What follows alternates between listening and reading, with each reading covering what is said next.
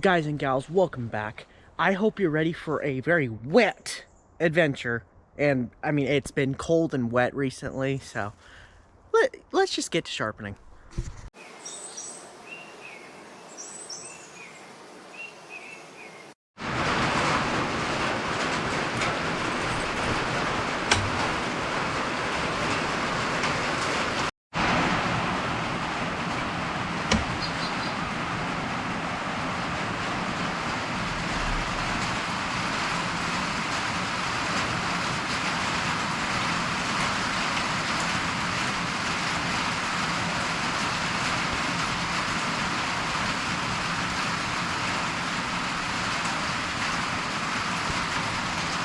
So I recently had somebody comment and ask me, how do you measure your angles? How do you calculate and or back calculate due to it being a decrease? I'm not that fancy. Angle cube from Klein. I just showed you how it kind of works. Basically, you set it down on the flat, level it out, set it on the angle. Bob's your uncle, it's the angle. And how I found out about this little tool was I was a material handler in Local 48, the electricians union out here, Washington, Oregon. And this is primarily the tool that was used to measure, well, to bend pipe and get the correct angles that were needed to make sure that the runs looked good and just everything looked really nice. Something else that you might have also seen is I'm using a different respirator. I've been noticing with the Stealth one that it really restricts the breathing a little bit too much. Not to mention the filters are a little bit more expensive than the ones that are there. So, and the biggest one was being able to, it's one of the quick release ones, so you can lift up from the bottom and the mask just drops down. So when I'm talking to customers and that kind of stuff, it just makes life a lot easier. But that's one of the new things, as well as me just talking a little bit more about the Klein angle cube. Great thing, if you don't have something like this or access to it, if you have an iPhone, the Measure app, you can do it on that. Not as precise as the Klein cube, but still works great.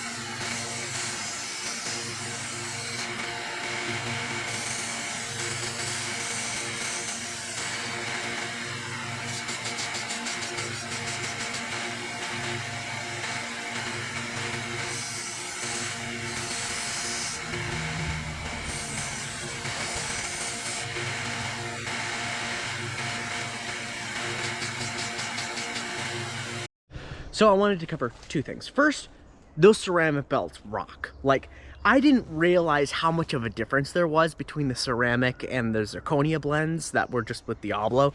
But, wow.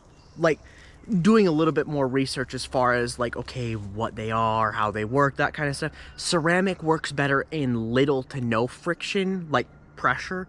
And then the zirconia blend ones work better with really high pressure, friction, that kind of stuff. So good for like woodworking and that kind of stuff. But for like knife making and or knife sharpening, those ceramic belts really are just amazing. And also, the other thing that you're seeing me do is lightly touch the backs. It's because a lot of the times when somebody's new to sharpening, they'll round out the tip, especially like with powered sharpeners. It's really, really easy to just round out the tips. So you can flip it over and hit the back ever so slightly to try and reestablish a tip. Sometimes they're a little far gone, but for the most part, you can get a tip back.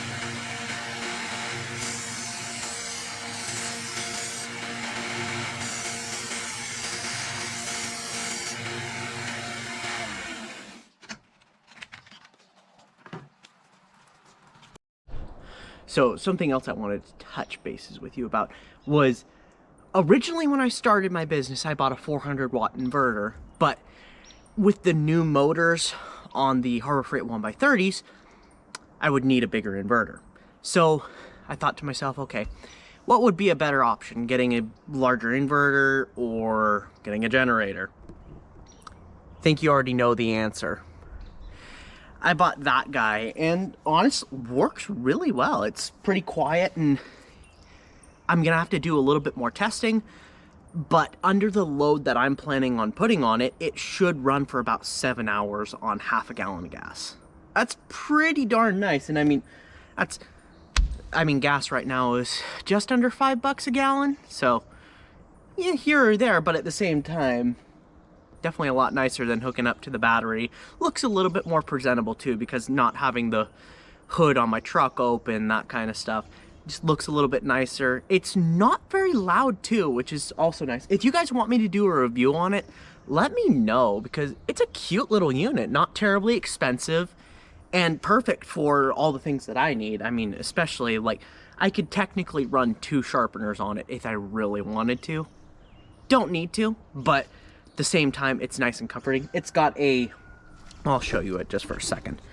It's got 1,000 watts for a peak, and then 800 running watts.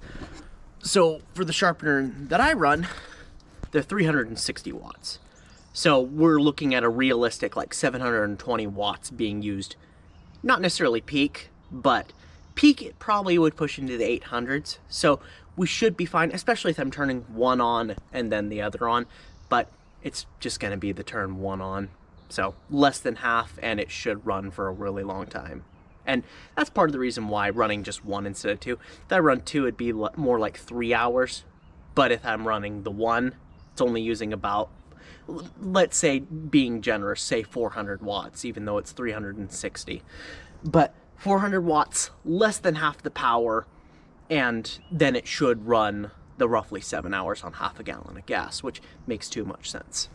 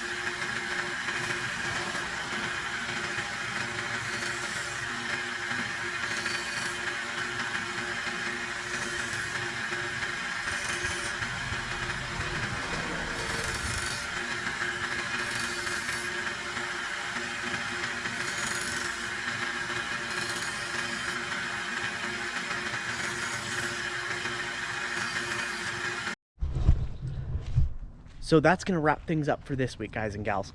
I hope you enjoyed, learned something new. And also, before you go, I wanted to impart you with a little bit of just knowledge.